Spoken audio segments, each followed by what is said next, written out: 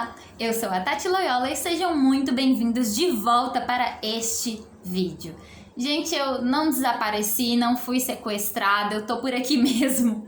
Eu dei uma sumida, depois eu vou explicar para vocês por quê. Eu recebi vários e-mails, várias mensagens, gente. Eu quero deixar claro aqui que eu não deixei ninguém sem resposta, tá? Eu respondi para todo mundo que me escreveu, mesmo que eu não tenha gravado o vídeo. E hoje eu tô ensaiando uma volta aqui pro canal, porque eu senti saudade de vocês e algumas pessoas também me mandaram mensagens carinhosas pedindo para que eu voltasse a gravar vídeos. E cá estou eu. E aí eu queria responder duas perguntas para começar. E, gente, se eu cometer qualquer erro aqui, eu peço que vocês me desculpem, porque eu ainda estou naquela de sem edição, né, como vocês bem sabem. E eu vou falar um pouquinho, eu selecionei uma pergunta, né, sobre a guerra que está acontecendo no mundo agora. E se eu cometer algum erro histórico ou sobre as informações, eu gostaria que vocês ou me mandassem via e-mail uma correção ou deixassem aqui nos comentários. Não se esqueçam de se inscrever no canal, é nesse botão que tá aqui embaixo. Se ele ainda estiver vermelho, por favor, clica aí, dá uma força pro canal crescer. Eu tô muito feliz com as visualizações que vocês me deram, com a atenção, com os comentários. E se vocês quiserem me ver lá no Instagram, eu estou lá em Tatiana Vieira Loyola ou no Instagram da empresa, que é o Fênix e Rio Enterprises. Eu vou deixar aqui embaixo porque eu sei que é um nome muito complicado, tô até pensando em mudar. E se você gostar desse vídeo, favorita ele pra mim. E sem mais delongas, porque eu já tô falando demais há 1 minuto já, vamos pra primeira pergunta. A primeira é o seguinte, gente: quando a educação sexual deve começar com as crianças? Você acha que o governo age certo quanto a isso? Vamos respondendo por partes. Primeiro, a primeira parte da pergunta, né? Quando a educação deve ser iniciada para as crianças? Gente, isso é um assunto muito delicado, então eu vou pedir a contribuição de vocês aqui nos comentários. E quando a educação sexual, pra mim, Tatiana, deve ser começada com as crianças o mais cedo possível.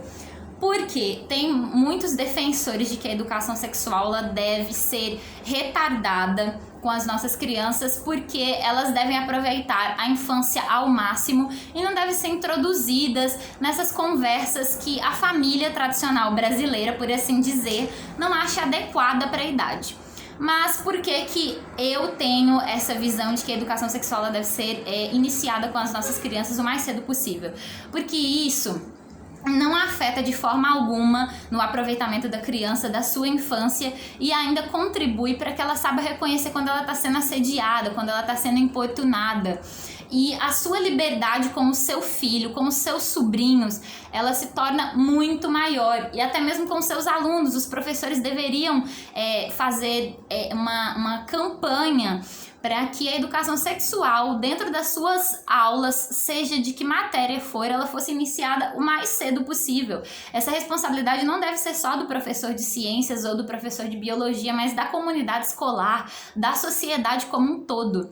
Como eu disse, isso não apenas ajuda com que a criança saiba reconhecer o assédio, como também ajuda a evitar a gravidez precoce, ajuda na desinformação, ajuda para que as nossas crianças se tornem adolescentes e adultos mais bem informados e que para as estatísticas elas venham a cair. Eu não sei se vocês sabem, gente, mas doenças sexualmente transmissíveis, as DSTs ou ISTs, elas aumentaram progressivamente com o passar dos anos. Apesar de a gente ter uma grande quantidade de informações disponível com os médicos, com cartilhas e toda uma campanha que foi feita há anos atrás, infelizmente esse número aumentou.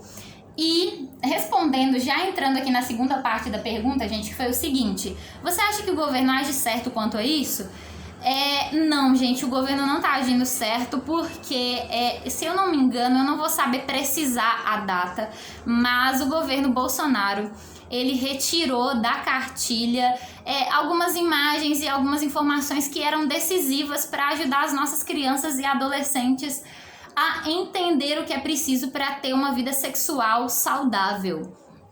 E é um erro muito grande. Isso não é ligado apenas ao governo Bolsonaro, como ao governo Lula e governos anteriores, que eles ofereciam a cartilha, mas que essa cartilha de educação sexual ela não atingia todos os aspectos, ela não abordava todos os aspectos que eram necessários. Então, gente, não tem como você ensinar uma criança ou um adolescente a como usar um preservativo, a como se prevenir, a como reconhecer um assédio sexual, se você não utilizar imagens, se você não informar ela da forma adequada. Então, essa é a minha resposta para essa pergunta.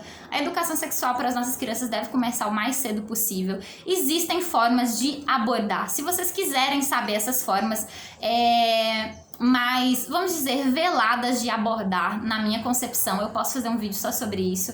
Você não precisa explicitar a questão sexual para crianças, para que elas acabem se sexualizando em si, mas que elas fiquem informadas. Existem formas de você fazer isso, de você educar as crianças para que elas se distanciem mais da natalidade precoce, de DSTs, como eu já disse, para que elas aprendam a reconhecer como proteger o seu corpo e a como confiar nos adultos, a como crescer como pessoas, fornecendo a informação e sim, gente, utilizando figuras, a vasta gama de informações que nós temos hoje. Então, vocês como pais, como professores, como irmãos, como tios, eduquem as suas crianças para que elas consigam reconhecer quando elas devem pedir ajuda, para que elas consigam ter uma entrada ali na adolescência de forma saudável, para que elas consigam a prática sexual de uma forma saudável.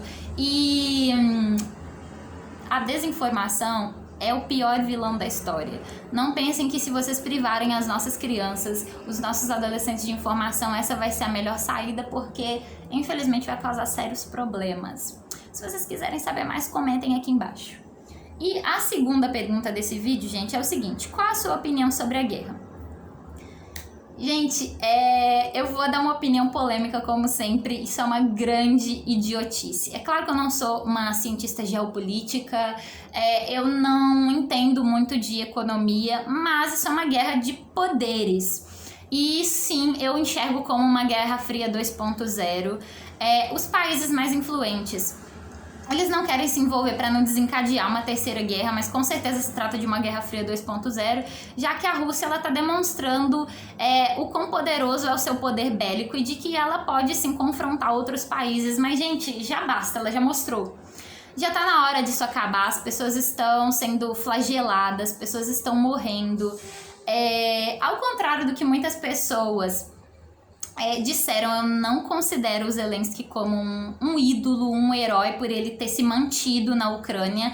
Ele não fez mais do que a obrigação dele, defendendo a nação que o elegeu, defendendo a sua pátria. Então eu não acho que ele é um ídolo por causa disso, ao contrário do que as pessoas disseram. Eu acredito que ele seja considerado muito mais como um líder forte, porque ele mobilizou toda uma comunidade, ele mobilizou várias nações para que elas apoiassem ele, para que ficassem do lado dele, com todo um discurso que foi muito importante para desencadear, para inflamar bastante a guerra, vamos dizer de forma positiva, porque ele obteve apoio. Mas eu acho que já passou da hora de acabar. Ambos já provaram que são líderes que têm poder bélico. Aliás, a Rússia provou que tem um poder bélico bem abrangente. A Ucrânia provou que tem um líder que sabe em que pontos tocar para poder atingir várias nações, para obter apoio. E acabou, gente. Já foi demonstrado o que era preciso.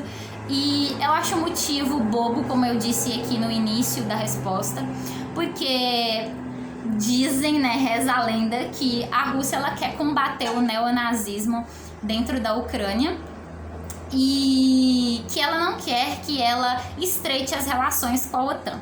Mas, gente, é tão bobo esse motivo, porque, primeiro, para começar, a Ucrânia não conseguiria entrar na OTAN, porque existem alguns requisitos básicos para que ela consiga fazer esse ingresso na OTAN. Um deles é que você não tenha conflitos territoriais, e a Ucrânia os tem. Então, ela não conseguiria entrar por essa razão. Então, essa razão aí do Vladimir Putin já está totalmente descartada, foi um motivo bobo, na minha opinião. E a segunda questão é sobre o neonazismo. Todos nós sabemos que dentro da Ucrânia existe esse neonazismo, grupos que são apoiados inclusive por países da Europa que fornecem armamento, que fornecem apoio para esses grupos neonazistas. E, inclusive, o Zelensky, como judeu, ele, no tempo em que ele está governando, ele não fez nada para acabar com esses grupos. Então, por isso que eu disse que não considero ele um ídolo, ele apenas inflamou bastante o discurso para que ele fosse apoiado. E essa questão toda da Rússia querer combater o neonazismo também me parece meio idiota, porque esse combate ele tem que ser iniciado na Ucrânia e ele não foi pelo próprio governo. Então, essa é a minha opinião. Eu espero que eu tenha dado um resumão aí pra vocês entenderem. Eu sei que eu falei bem rapidinho, mas esse é só um ensaio de volta. Se vocês quiserem um vídeo mais detalhado, vocês já sabem, é só deixar o comentário aqui. Eu sempre leio, deixo um coração pros melhores comentários. Sempre respondo vocês com um oi. Respondo os e-mails lá que vocês me mandam para labiafeminina@gmail.com, não se esqueçam. E eu tava com muita saudade de vocês. Eu espero que vocês estejam bem, que estejam felizes e que o dia de vocês seja supimpa. Um grande beijo, até a próxima e tchau!